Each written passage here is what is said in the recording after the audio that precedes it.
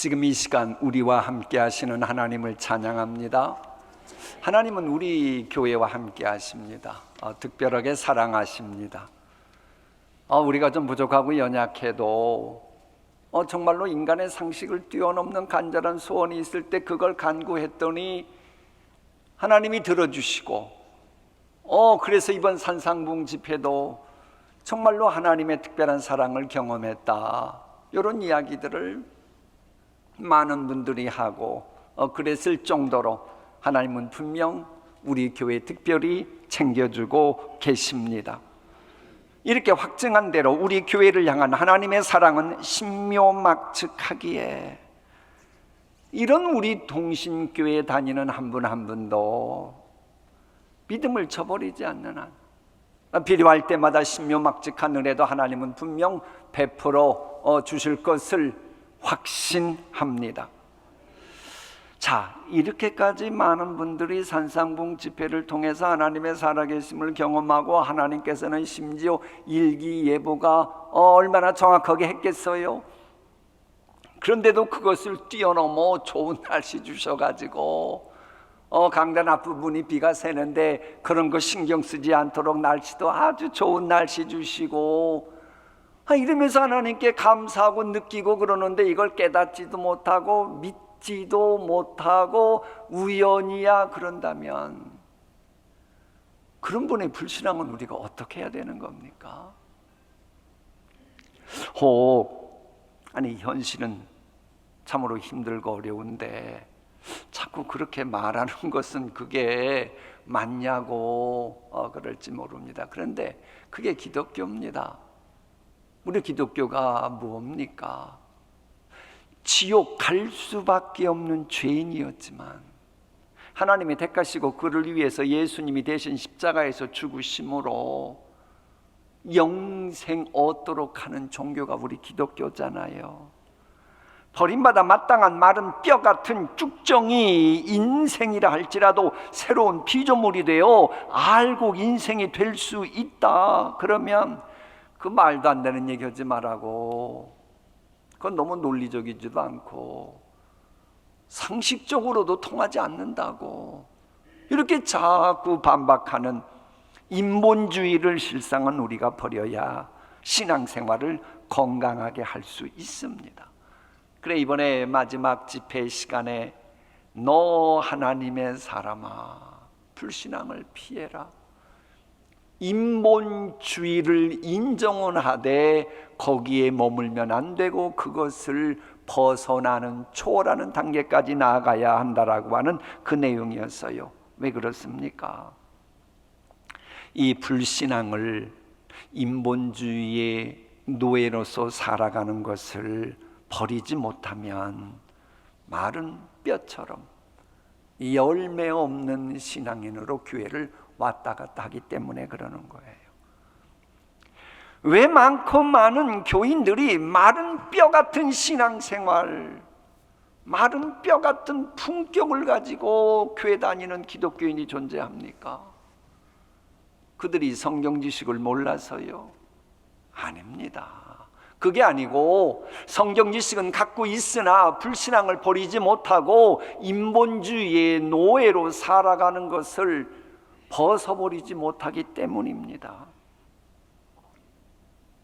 자, 윤리의 뼈대는 알고 있는데 윤리적으로 살아가지 못하는 윤리 선생을 마른 뼈 같은 품격이라 그럽니다. 목사인데, 교회 항존 직분자인데, 기독교인인데 해서 성경의 뼈대는 알고 있는데 성경대로 살아가지 못할 때 마른 뼈 같은 신앙인이라고 말합니다. 이런 마른 뼈 같은 신앙인에 대해서 성경은 뭐라고 말합니까?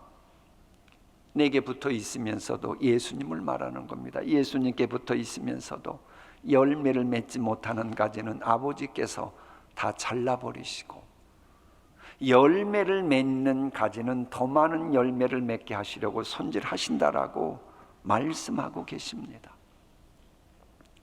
여러분, 성경을 아는 것은 지식입니다. 지식. 바리새인들이 말하는 지식 그 수준입니다. 믿음은 뭐냐? 성경 말씀을 삶으로 실천해야 하나님의 능력을 경험할 수 있거든요. 이렇게 아는 말씀을 실천할 때에 복음적인 신앙인이라 그럽니다. 그런데 여러분, 우리 한번 솔직해 보려고 합니다. 말씀이 선포될 때마다, 은혜 받을 때마다 나는 그 말씀대로 실천하고 열매를 맺는다라고 막 당당하게 말할 사람이 몇 명이나 될까요? 성경적으로. 우리가 그동안 성령의 열매에 관한 말씀을 상고하였고 우리는 그 가르침대로 살아갈 필요성을 절감했고 다짐했습니다. 그럼에도 불구하고 솔직히 우리는 과거의 시행착오를 생각하면 그 순간 마음 깊은 곳에서 그래? 은혜 받았어? 그 말씀대로 살겠다고? 몇 조금이나 가나 보자라고 내 깊은 과거의 시행착오가 나를 향해 비웃습니다. 성령을 받지 못해서가 아니고 성령 받았음에도 불구하고 사랑하지 못하고 기뻐하지 못하고 피스메이커로 살아가지 못할까 봐 신경이 쓰이는 거예요. 내가 며칠은 살아왔지만 과연 그렇게 살아갈 수 있을까? 정말로 하나님의 말씀을 열매 계속 맺을까? 그 생각하면 나 자신이 조금 겁이 나요. 어떤 때는요, 하나님의 말씀을 듣고 은혜 받는 것이 겁날 때가 있잖아요. 왜? 은혜 받으면 말씀대로 실천을 해야 되는데 은혜 받은 말씀대로 실천하지 못할까 봐 두려운 거예요. 하나님의 임재가 실감 있게 느낄수록 실상은 열매 맺지 못하는 쭉정이 신앙인 될까 봐 두려운 겁니다. 그래서 사도 바울이 그러잖아요. 내가 복음을 전파한 후에 내가 버림을 받을까 두려워한다. 지금은 막 정말로 하나님의 능력 속에 성령 충만한 가운데 복음대로 살아갑니다마는 요게 얼마나 갈까 생각하면 바울도 두려웠던 겁니다. 내가 과연 신앙생활을 계속 잘할 수 있을까 두려운 겁니다. 과연 이 기쁨을 계속 지속시키는 해서 항상 기뻐하는 모습을 가족들에게 보이면서 살아갈 수 있을까? 그 생각하면 염려가 생기는 거예요. 나의 이력서에 세상 스펙을 채워야 하나님이 마음껏 사용하시리라고 하는 착각을 버리고 나 자신을 버리고 하나님 앞에 설 때는 내가 선 곳은 거룩한 곳이니 신발을 벗어버리라, 요 마음을 먹고 이제부터는 그렇게 살아가야지 분명했으나 거친 세상, 정글 같은 세상, 내 이력서에 꽉 찬 것 보고 나를 평가하는 세상에 오랫동안 살다 보면 나도 모르게 오염돼요. 교회에서 하나님 마음에 합하지 못한 삶을 살까 봐 내 자신이 걱정이 되는 겁니다. 성공하고 출세하는 것이 먼저가 아니고 예수님 죽게 하시면서까지 나를 사랑하신 하나님을 목표로 삼고 오늘 내가 현재 주님 보시기에 문제 있는 죄악과 허물을 버리고 성결하고 나면 그 다음에 하나님이 알아서 기이한 방법을 동원하셔서라도 나를 도와주시고 내 존재 이유와 목적이 열매 맺도록 하실 텐데, 이 신념이 과연 상황이 바뀌어도 계속 내가 이 신념을 고수할 수 있을까? 이 생각하면 염려가 되는 거예요. 우리 교회 같으면 우리 교회가 진정으로 부흥하길 원한다. 그러면 담임 목사부터 부흥하기 위해 그저 다른 교회 교인들까지 막 끌어오고 이러려고 하는 생각 다 비우고 내가 먼저 하나님 앞에서 회개합당한 열매를 맺어야 하는데 이 회개합당한 삶을 계속 할 수 있을까 생각하면 답답해지는 거예요. 그런데 아십니까? 이렇게 해야 이 성경적으로 그게 정상입니다. 이게 인간의 실존이기 때문입니다. 우리가 살아가는 현실은 항상 기뻐할 수 없는 거고요. 항상 사랑하는 것을 허용치 않고요. 항상 피스메이커로 살아가는 것을 우선 내 속에 있는 죄성이 어렵게 만들어요. 이게 현실입니다. 그럼에도 불구하고 성령의 열매를 맺으리라, 하나님의 사람답게 살아가리라, 다시 한번 내 마음 자세를 추스리는 게, 그게 바로 하나님 마음에 합한 사람이에요. 자, 우리가 예수님을 사랑하듯이 예수님 사랑 생각하며 다른 형제자매도 사랑해야겠다 그러다 그러지 못하잖아요. 그럼에도 불구하고 나는 이 시도를 다시 한번 주님 사랑하는 마음으로 사랑하는 것을 시도해야 되는 거예요. 항상 기뻐하라. 그런데 항상 기뻐하기가 쉽습니까?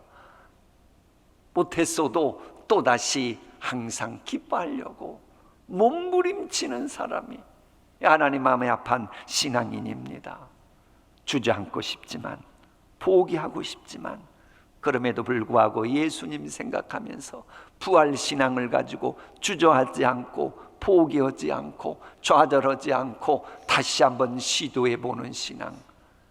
하나님은 지금 요 메시지 주려고 오늘 본문에서 마른 뼈가 살겠느냐, 요 질문을 던지고 계시는 겁니다.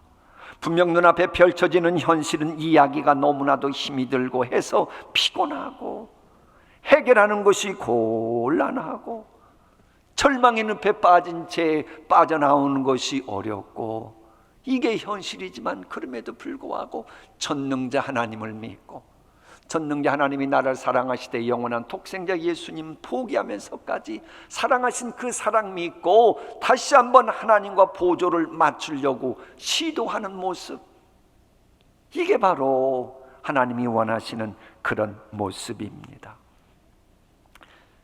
때로는 인간이라 실수하곤 해요. 그럼에도 불구하고 실수 인정하고, 부끄러울지라도 실수 과감히 인정하고, 하나님의 온전하신과 같이 나도 온전하겠다고 노력하는 이 모습, 실은 이런 게 있어야요, 하나님이 예비하신 기쁨, 하나님이 준비하신 놀라운 은총, 이런 것들이 그럼에도 불구하고 고백을 하면서 다시 하나님께로 나아갈 때에 여호와 이레로 준비된 기쁨과 놀라운 은총들이 내 것으로 되는 겁니다. 그런데 여러분, 아니 아무리 생각해도 가망성이 없는데, 그런데도 소망을 갖는다, 이게 성경적입니까? 광신적입니까?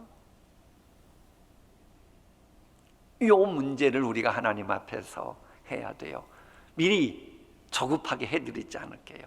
말씀이 있으면 믿는 게 성경적이고, 하나님이 노했는데도, 성경 정신에 어긋내는데도 그렇게 하는 것은 그게 바로 광신적입니다. 자, 바로 그런 맥락에서 본문을 볼까요? 본문을 보면 에스겔이 성령 충만한 가운데 인도함 받는데 마른 뼈들이 지천에 널리 깔려 있는, 그래서 사람들의 밟힘을 당하고 그런 광경을 목도하게 됩니다.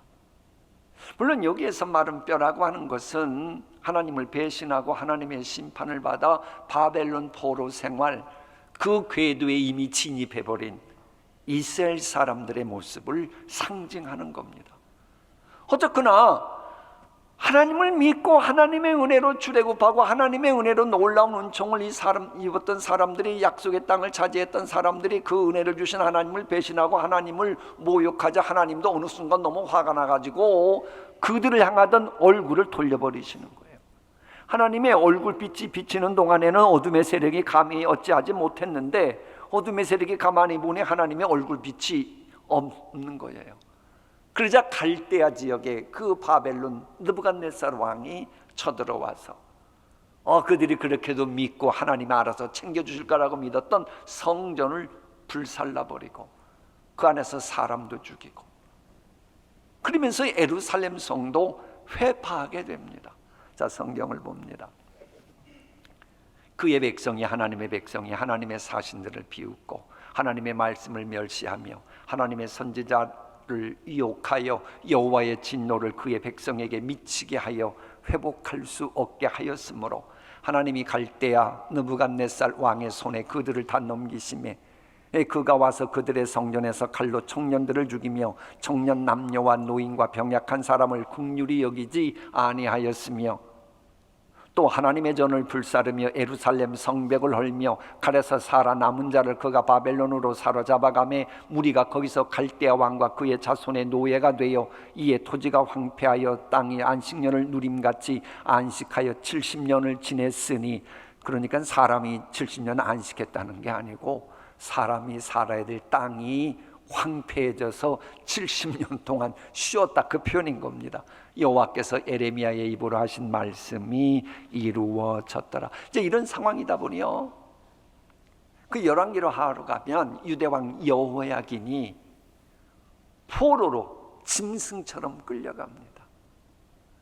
내일이 광복 77주년입니다마는, 기념일입니다마는, 조선 말에 그 왕을 비롯한 그들이 일제에 의해서 모욕을 당하고 했지만 짐승 취급처럼 포로로 끌려가고 그러진 않았습니다. 그런데 택함 받은 사람의 유대왕 여호야긴은 그런 취급받았어요. 이런 상황이다 보니 다른 사람들은 말할 것도 없는 거예요. 막 바벨론으로 끌려가고 최악의 상태니 거기에 있는 사람들은 도저히 못 살겠다, 그래서 탈북자처럼 그 나라를 도망해가지고는 애굽으로도 가고 소위 이제 보트 피플의 그런 뉘앙스입니다. 그러면서 하루하루 살아가는 게 너무 고통스러운 거예요. 그런 것이 무려 70년이 지났다는 거예요. 그래서 70년 동안 말라 비틀어진 뼈처럼 이스라엘 백성의 삶의 자리가 그렇게 되었다, 그 이야기입니다. 그러니까는 이스라엘 백성들이 70년 동안이나 마른 뼈처럼 되었다, 그 이야기는 이제 회복할 가능성이 없다는 이야기입니다. 마른 뼈는 스스로 회복될 수도 없고 그 누가 와도 회복되는 것이 불가능한 겁니다. 한번 그곳을 가볼까요? 본문은 그곳에 뼈가 많았더라라고 표현합니다. 그럼 그곳에 많은 사람들의 뼈도 있었고 그 뼈 중에는 머리뼈도 있었을 것이고 척추뼈도 있었을 것이고 갈비뼈도 있었을 것이고 무릎뼈도 있었을 것이고, 그게 흐트러져 있었어요. 혹시 여러분에게 이 수많은 뼈들처럼 도저히 희망을 가질 수 없는 이런저런 문제들이 혹시 여러분에게 있습니까? 희망을 접은 지 오래된 말라버린 뼈처럼, 그러나 포기할 수는 없는, 절망하면서도 포기할 수는 없는 그런 안타까운 사연들이 있습니까? 하나님께서 그런 상태에서 뭐라고 말씀하십니까? 마른 뼈들이 살겠느냐. 이 성경을 보면 하나님께서 종종 이런 유형의 질문을 하십니다. 부자였던 나이가 많은 아브라함을 향해 하나님께서 너 그 나이 됐는데 자식 낳을 수 있겠어? 라고 물어보셨잖아요. 젊었을 때는 꿈을 꿨는데, 어렸을 때는 꿈을 꿨는데 지금 상황은 도저히 꿈꿀 수 없는 노예 상태였던 요셉에게 분명 그 젊었을 때 그 꿈, 어렸을 때 그 꿈 실현 가능하겠냐고 물어보셨을 겁니다. 400년 동안이나 마른 뼈처럼 애굽에서 어중이 떠중이 노예 생활하는 그들을 향해 너희들이 400년 동안 말라 비틀어진 뼈가 되었는데 너희들이 출애굽하고 약속의 땅을, 너희 조상하게 했던 그 약속의 땅을 차지할 수 있겠느냐 물어보시잖아요. 오늘 본문도 너희들이 70년 동안 바벨론 노예 생활한 마른 뼈 같은 존재인데 회복되는 마른 뼈가 살겠느냐라고 물어보고 계십니다. 하나님께서 만일 여러분에게 이런 질문을 하신다, 여러분에게 있는 그 마른 뼈 같은 그 고민거리, 참 버릴 수도 없고 간직하기 너무 마음 아픈 그 마른 뼈들이 살겠느냐라고 물어보시면 무엇이라고 답변하시겠습니까? 그처럼 곤란한 질문에 그럼 에스겔은 어떻게 답변했을까요? 주 여호와여 주께서 아시옵니다. 야, 멋있어요. 그러니까 에스겔도 인간이거든요. 도저히 마른 뼈가 산다고 하는 거 믿어지지가 않는 거예요. 그러니 뼈가 살 줄 믿습니다. 그 말을 못합니다. 그렇다고 하나님 앞에서 거짓말할 수 없잖아요. 뼈가 살 것을 나는 압니다. 왜? 속다 들여보시는 하나님 앞에 그 말 할 수도 없잖아요. 그러니 고백하는 게 뭐예요? 우리 인간은, 내 생각은 도저히 안 됩니다. 그러나 하나님은 전능하시니 무에서도 인간을 창조하신 분이니 하나님이 오시면 하시겠지요. 그래서 주 여호와여 주께서 아시옵니다라고 답변합니다. 신앙생활은 이렇게 해야 됩니다. 하나님께서 여러분을 보고 마음의 소원을 주셨을 때 이 마른 뼈들이 살겠느냐라고 물어보실 때 내 생각으로 이해가 안 가고 도저히 믿어지지 않는다고 안 됩니다라고 하는 말 하지 마십시오. 될지 안 될지 여러분이 어떻게 알아요? 될지 안 될지 결정하는 것은 하나님이십니다. 그러면 그럴 때 하나님께서 말씀하시는데 안 됩니다, 불신앙적인 말은 접어두고 정 믿음이 없거들랑 에스겔처럼 주 여호와여 주께서는 아시옵니다 이렇게 인정하며 고백하며 살아가야 그게 바로 하나님께서 인정하시는 그런 마음에 합한 사람이 되는 거예요. 마른 뼈가 살겠느냐. 자, 또 이 말씀을 묵상하면요 중요한 메시지가 있습니다.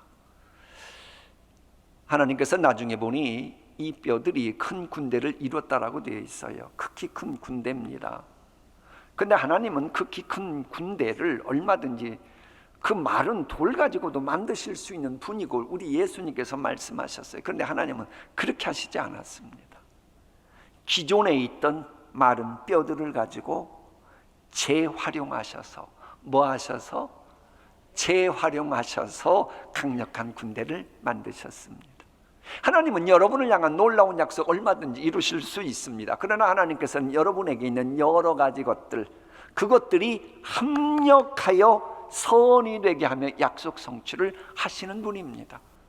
오늘 본문이 이 메시지 주는 거예요. 그러므로 여러분이 이 세상 살아가면서 지난 한 주간도 정말로 내 마음을 아프게 했던 이런저런 사연이 있었어도 내가 정말로 하나님을 믿는 게 분명하다면 그것들도 합력하여 선이 될 줄 믿고, 그거 가지고 잠 못 자고 그거 가지고 예민하게 살아가지 마세요.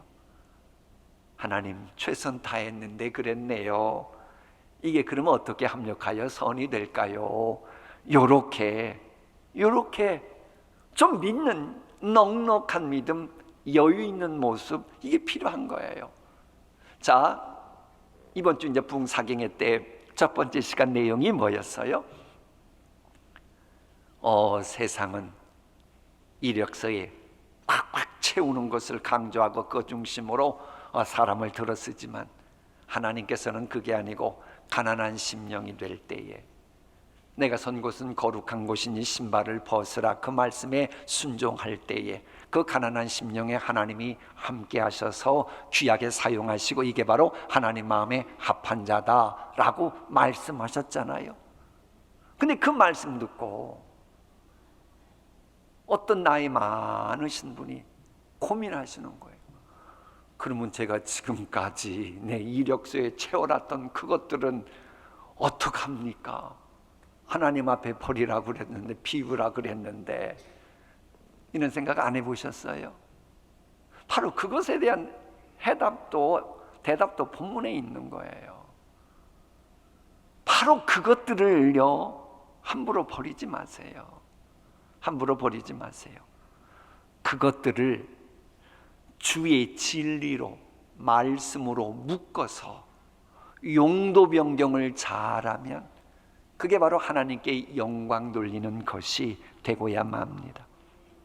좀 더 쉽게 이해하기 위해서 구약 성경으로 가볼까요? 열왕기상을 보면 아사왕이 우상 숭배를 하던 바사왕이 성을 건축할 때 사용하였던 돌을, 하나님의 영광을 위해서 그 돌을 사용을 해요. 자, 묻습니다. 바사가 우상 숭배를 하면서 사용했던 그 돌은 우상 숭배하는 그 신의 것이에요? 본래 하나님이 창조하신 거예요? 하나님이 창조하시니까 아무리 우상 숭배 때 사용했던 거라고 해도 그거 하나님의 영광을 위해 사용하겠다는 거예요. 제자리 찾아가는 겁니다. 그렇다면 과거에 아무리 우상 숭배를 했던 분이건 무신론자였건 하나님을 대적하는 분이었건 하나님을 대적하게 만들었던 그 스펙, 재능, 지식, 이 모든 거 함부로 버리지 마세요. 그것을 가지고 이제 예수님이 영접했다면 하나님의 영광을 위해 귀하게 사용하면 되는 거예요. 과거에는 새벽 3시만 되면 차 타고 암흑의 사찰을 가서 불공 들이던, 그러면서도 연기를 하면 오스카상을 받았던 그런 분이라 할지라도 이제 예수 믿었다면 그 연기 실력을 활용하여 복음 전하면 그게 성경적인 겁니다.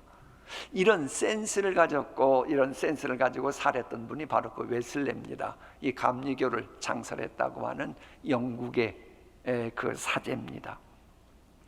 이 웨슬레는요, 길거리 지나가다가 아름다운 곡이 들리잖아요. 그러면 그 곡조를 외울 때까지 빙빙 주변을 서성거렸대요. 그럼 그 곡을 다 외우면 그 곡을 가지고 와서 신앙 고백을 담아 찬양하는 거예요. 이분의 지론은 그런 거예요. 아니, 신앙생활하는 내가 듣기에도 아름다운 곡인데 그럼 그거 하나님이 아이디어 주셔서 아름다운 곡을 작곡하는 건데, 아니 그걸 가지고 세상 퇴폐적인 가사를 붙이면 되냐? 그걸 가지고 오히려 하나님의 영광을 위하여 귀하게 사용하면 되지. 이런 식으로 살아간 거예요.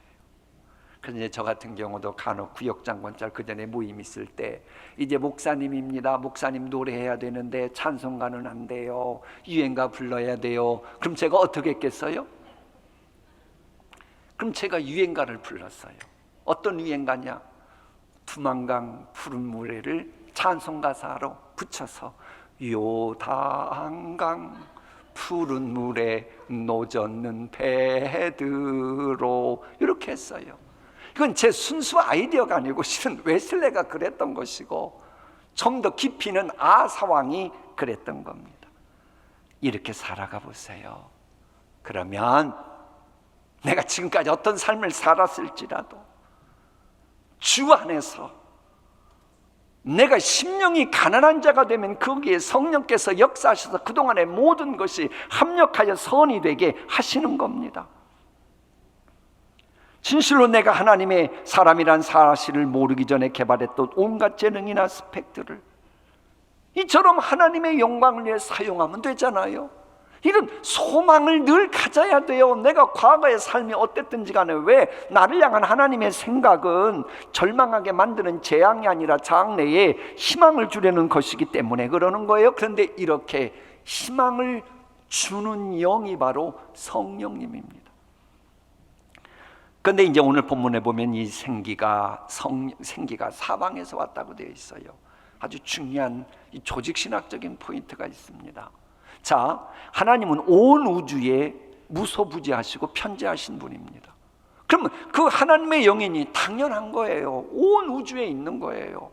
그러므로 내가 어느 때 어디에 있든지 간에 어떤 상황에 있든지 간에 내가 그때 바로 성령님을 사모하면 성령께서 얼마든지 놀라운 새 역사를 만들어 가십니다. 그런데 성령 사모한다는 게 뭡니까? 누가복음을 보면 기도하는 겁니다. 내가 언제 어느 때든지 간에 성령 사모하는 기도를 하면 구하는 것이 구해지고 찾는 것이 찾아지면서 창조 역사가 만들어지는 거예요. 하나님의 말씀 볼까요? 창세기 1장이 그거잖아요. 우리 다 함께 읽어봅니다.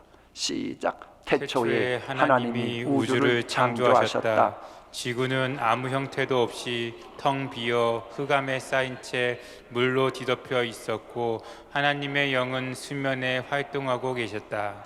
하나님의 영 성령님께서 온 우주에 아무것도 없는 가운데 역사하신 거예요. 그래서 우리가 때로는 교회는 왔지만 미운 암흑에 생각하느라고 전혀 은혜 받지 못하고 시험 들고 가더라도 그래도 그 말씀 본문은 생각하고 다시 집에서라도 어딜 가서라도 주님의 이름으로 기도하면 창조 역사는 얼마든지 이루어지고 있는 겁니다. 소위 유비쿼터스, 성령님인 거예요. 어디든지 간에 가능한 거예요. 이 본문 내용도 그거잖아요. 자, 흙이 있었습니다. 흙에 하나님께서 생기를 불어넣으시자 사람 아담이 되었습니다.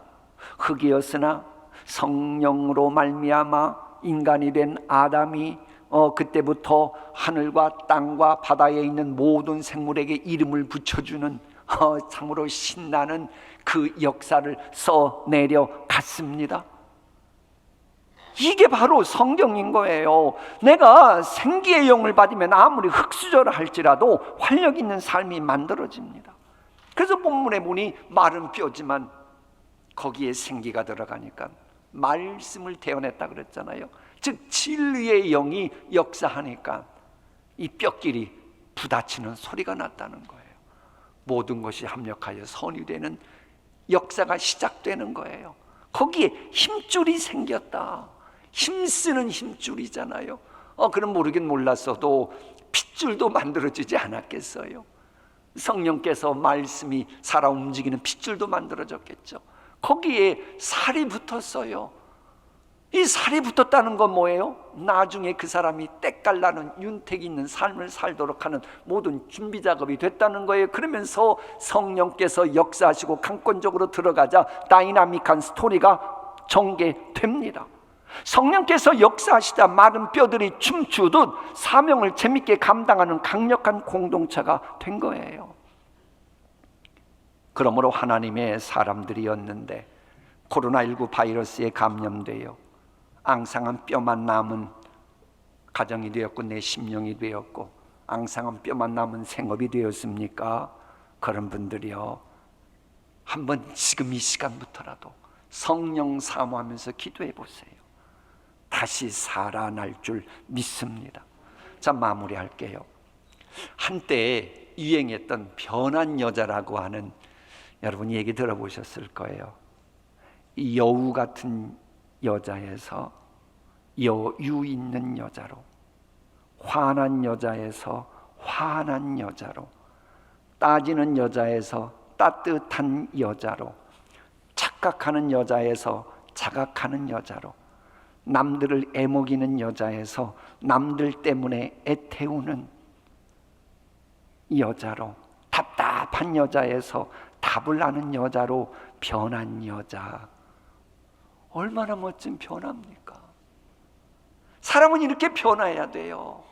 왜? 인간은 비카밍 빙이라 그랬잖아요. 되어져가는 존재예요. 그리스도의 장성한 분량까지 차가는 것이 중요한 거예요. 내가 얼만큼 채워졌다가 다가 아니고 계속 채워져 가는 거예요. 계속 아름답게 변화되는 거예요. 내가 아름답게 변화된 것만큼 행복해지는 거예요.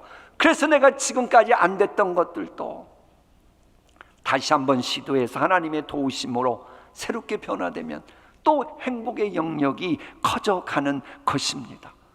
신앙인이 제대로 변해봐요. 환경 여건도 공동체도 행복한 삶의 자리가 되는 겁니다. 진실로 내 자신을 비우고, 그래서 내 빈 마음의 진리의 성령께서 내 마음과 내 삶을 운행해 보세요.